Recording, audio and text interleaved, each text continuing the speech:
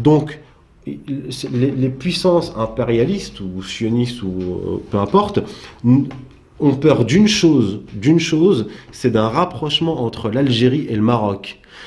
En plus, au vu du changement radical de la stratégie géopolitique marocaine, on peut s'attendre, via la Russie qui est un allié de l'Algérie, à un rapprochement de l'Algérie et du Maroc. Mais il faut pour cela que l'Algérie abandonne ses ambitions au Sahara.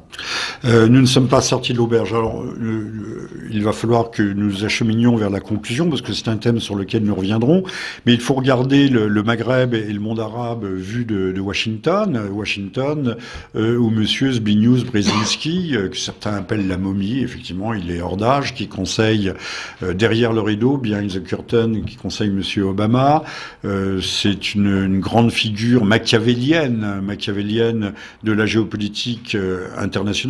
Et M. Zbigniew Brzezinski, très curieusement, aujourd'hui, préconise un rapprochement des États-Unis avec la Chine et la Russie, non pas sur les dossiers ordinaires, les inimitiés dureront et perdureront, mais sur la lutte contre le terrorisme international, le djihadisme, l'islam radical.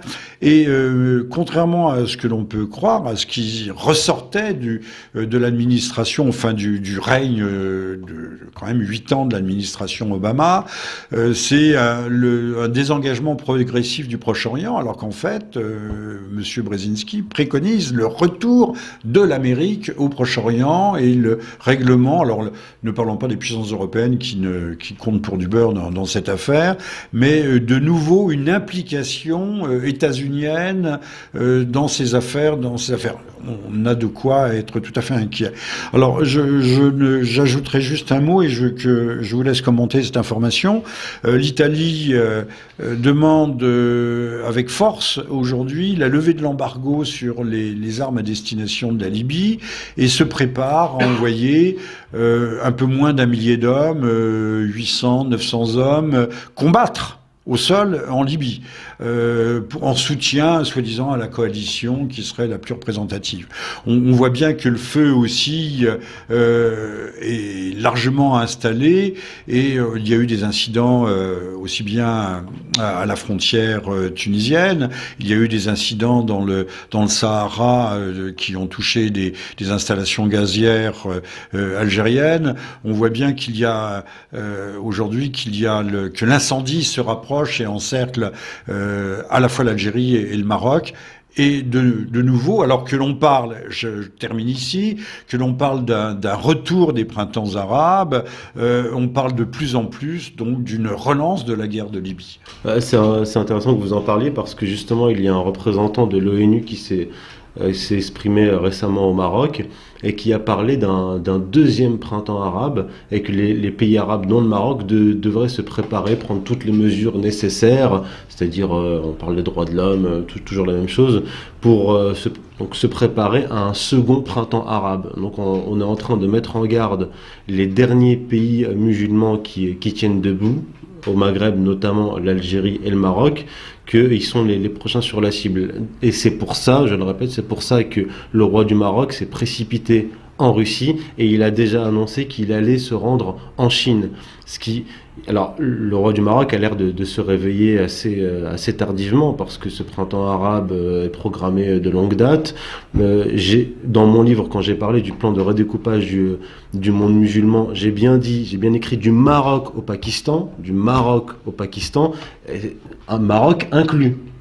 Le Maroc est sur le viseur. Alors, les dirigeants marocains jusque-là pensaient qu'ils seraient à l'abri de ce printemps arabe, compte tenu de leurs relations privilégiées avec l'Europe et les États-Unis. Mais non, il faut essayer de voir la cause première de ces printemps arabes et de cette déstabilisation du monde musulman. Elle est sioniste. Ce plan est un plan d'abord israélien, avant d'être un plan néoconservateur. C'est le fameux plan Yodelinnon réactualisé en 2002. Donc, qu'ont republié d'ailleurs récemment les éditions Sigest avec des actualisations, des commentaires. guerre, et donc je recommande qu'on lise le plan Yudadinon, ce qui donnera une idée de la grande stratégie, il faut mettre un G majuscule, la grande stratégie israélo-américaine ou judéo-protestante qui, le monde qui, comme je l'ai expliqué, remonte à loin au Moyen-Âge, mais on ne va pas y revenir. Et le roi du Maroc, ce qui est intéressant, déclare aux pays musulmans, aux dirigeants des pays musulmans, qu'il faut, étudier les causes de ce printemps arabe, cette volonté de morceler le monde musulman, et deuxièmement, établir une contre-stratégie. Donc alors moi je dirais au roi du Maroc, s'ils veulent établir une contre-stratégie, il faut qu'ils reviennent à la racine même de cette qu'ils s'adressent à Yini ou... Mais l'origine de cette stratégie, elle est profondément sioniste. Donc on ne peut pas attaquer l'ONU, attaquer l'Union européenne, attaquer les États-Unis sur cette question sans s'attaquer à la racine qui est en Israël. Cher Youssef, vous savez quelles sont les relations ultra privilégiées du royaume marocain avec Israël. C'est bien pour ça que je le dis. Puisque nous avons un ministre en France, le ministre de la Culture, pour ne pas le nommer, Azoulay, qui est la fille d'André Azoulay, conseiller du roi du Maroc. Tout bientôt, nous allons reprendre ces questions parce que je pense qu'elles vont se réinviter sur la scène internationale. Ce que nous venons d'évoquer fait mieux comprendre la levée de bouclier terrifiante contre le candidat Donald Trump, qui avait annoncé qui, même s'il allait conduire la guerre contre Daesh, ne se mêlerait plus de s'ingérer, préconise une politique relativement isolationniste. Mais on voit bien que la grande géostratégie telle que redéfinie aujourd'hui par Zbigniew Brzezinski va à contresens ou contredit plutôt les idées qui ne sont pas si schématiques que ça de Monsieur Trump. C'est intéressant parce que Zbigniew Brzezinski, dans son dernier article, dit très clairement que si nous suivons certains isolationnistes américains, il pense à Donald Trump, évidemment, et que nous nous retirons du Proche-Orient, ce sera un signe de faiblesse envoyé au reste du monde.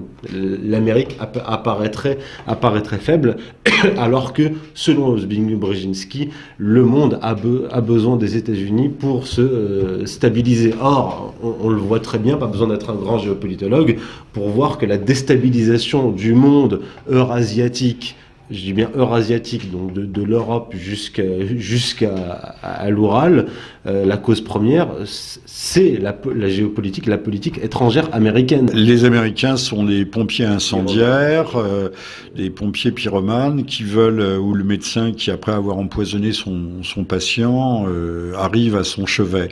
Voilà, c'est la façon, l'ultime façon que les élites américaines néoconservatrices ont trouvé pour maintenir le leadership américain. Ce qui est le signe d'une géopolitique et d'un pays qui est à bout de souffle, parce que Zbigniew Brzezinski nous a quand même habitués à des analyses d'un tout autre degré. Et là, lorsqu'on lit, donc on l'a lu ce matin, la dernière analyse géopolitique de Brzezinski, on sent qu'il est totalement essoufflé. Et pas seulement lui, c'est-à-dire qu'il n'arrive pas, même avec ses grands moyens intellectuels, à trouver de débouchés à la politique américaine. C'est-à-dire que les États-Unis sont dans un tel état, de déliquescence morale, matérielle, militaire, économique, que même le plus grand des cerveaux stratèges américains ne peut plus trouver d'issue à cette politique. Le seul moyen qu'ont les États-Unis pour se redresser, c'est justement de venir à une politique isolationniste et reconstituer un tissu industriel. La démocratie exemplaire universelle des États-Unis est en train de nous administrer la preuve qu'elle est tout sauf démocrate ou démocratique, puisque tout est fait pour interdire l'accès au vote, à la candidature de Monsieur Trump. On voit bien que, encore une fois, ce que le système veut des hommes qui soient strictement, directement issus du système, qu'ils en soient les marionnettes. Dans un pays où ce n'est plus l'appareil d'État qui dirige, mais les lobbies, les différentes ou l'État profond. Oui, l'État profond. Les pétroliers, le complexe militaro-industriel, Qui pharmaceutique. ont chacun des lobbies extrêmement puissants. Et pour ce qui est de la politique étrangère, ce qui nous intéresse, nous, on sait que le lobby le plus influent aux États-Unis, et l'AIPAC, c'est le lobby pro-israélien. Donc dans un pays où ce sont des lobbies qui pilotent en sous-main la politique étrangère américaine, même intérieure américaine, un homme comme Donald Trump, qui n'a pas besoin de l'argent des lobbies, est évidemment considéré comme un ennemi à abattre. Il incarne le souverainisme américain, mais le véritable souverainisme. Si Monsieur Trump a ses 1200 suffrages chez les grands électeurs, on peut penser qu'il y aura un accident. Voilà. Comme pour les Kennedy. Je ne joue pas les Cassandres en disant cela, mais ça sera peut-être l'ultime moyen de l'écarter. Là aujourd'hui, mais nous y reviendrons encore, on vient de découvrir que son slogan America First était un slogan nazi. Ah, oui, un slogan nazi qui avait été utilisé par la droite anti-belliciste, qui était contre l'entrée en guerre des États-Unis en 1940, et 40 41, 41. Et donc, Monsieur Trump est un véritable nazi. Merci à toutes, merci à vous et à très bientôt. À bientôt.